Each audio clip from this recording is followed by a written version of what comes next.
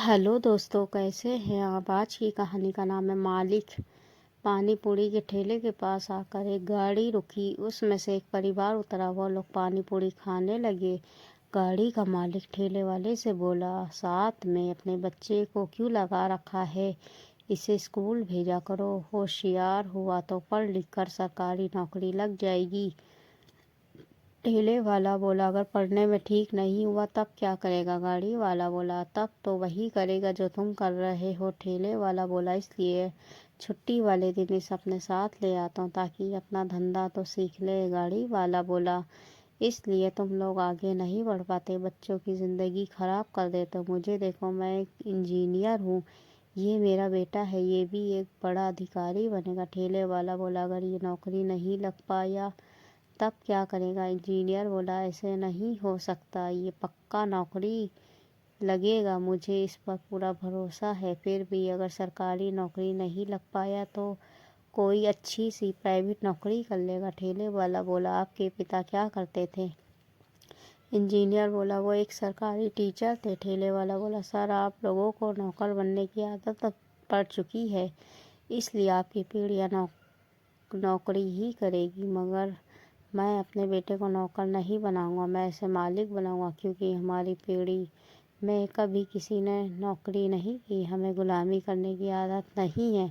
Engineer मुस्कुराते हुए बोला, अपने बेटे को किस चीज़ का मालिक बनाओगे? ठेले का। ठेले वाला बोला, नहीं सर, मैं इसे होटल का मालिक बनाऊंगा। इंजीनियर बोला, सपने देखने का हक सभी को है भाई, देखो मगर इतने बड़े मत देखो कि सुनकर सामने वाले को हंसी आए।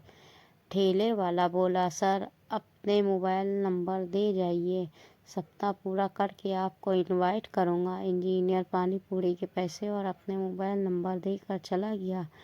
वो जानता था कि सारी दुनिया सपने देखती है, इसमें ठेले वाले की कोई गलती नहीं है। मगर ठेले धरातल पर रहकर भी सपने देख रहा था। वो पैसे बचाकर हाईवे पे ज़मीन पहले ही ले चुका था, अब उस ज़मीन पर निर्माण कार्य के लिए पैसे जोड़ रहा था। 1 साल बाद उस ठेले वाले ने हाईवे पर अपना ढाबा शुरू कर दिया। अच्छा भोजन, प्रेमपूर्ण व्यवहार और खुद की मेहनत के बल पर उसने जल्दी ही ढाबे को रेस्टोरेंट में बदल दिया।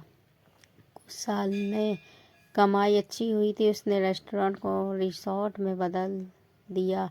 20 साल बाद फिर ठेले वाले के पास शहर में एक बड़ा होटल और शहर के बाहर 2 रिसोर्ट थे। तीनों जगह पर मैरिज गार्डन की सुविधा थी। उसकी रोज की कमाई लाखों में थी। उसने अपने बेटे को इस बिजनेस के लिए पारंगत कर दिया था। वो उसके साथ मिलकर अच्छी तरह से बिजनेस को संभाल रहा था।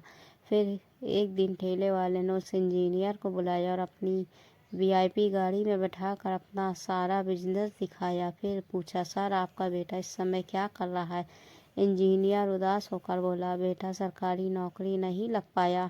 वो 30 साल का हुआ तब तक कोशिश करता रहा। फिर मैंने उसे अपनी जमा पूंजी लगा कर कपड़े की दुकान खोल दी, मगर अनुभव न होने के कारण वो भी फेल हो गई। इंजीनियर आगे बोला, अब मेरा बेटा एक प्राइवेट कंपनी में 20,000 रुपये महीने की नौकरी कर रहा है।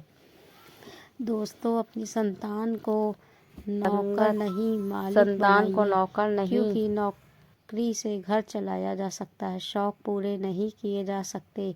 एक नौकर जीवन भर नौकर बनकर ही रह जाता है। बच्चों की शादी और घर बनाने के बाद उसके पास कुछ नहीं बचता। बच्चे 30 वर्ष की उम्र तक नौकरी लगने की तैयारी करते रहते, मगर अगर नौकरी नहीं मिल पाती तो उनका भविष्य अंधकार में चला जाता। ज़िंदगी के 30 साल सरकारी नौकरी की तैयारी में खर्च हो जाते हैं। जब नौकरी नहीं मिल पाती तो शादी होना मुश्किल हो जाता।